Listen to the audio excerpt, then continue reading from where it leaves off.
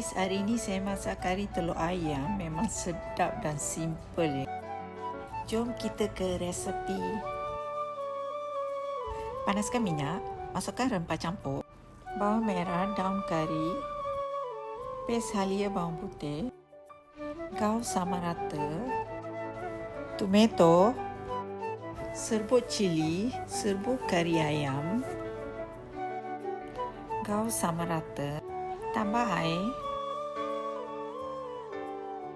serbuk ketumbar, cube ikan bilis, telur, ubi kentang. Ubi kentang ni saya dah rebus ya. Santan, masukkan telur ayam, daun ketumbar.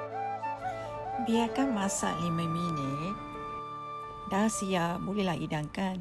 Jangan lupa subscribe channel saya. Terima kasih.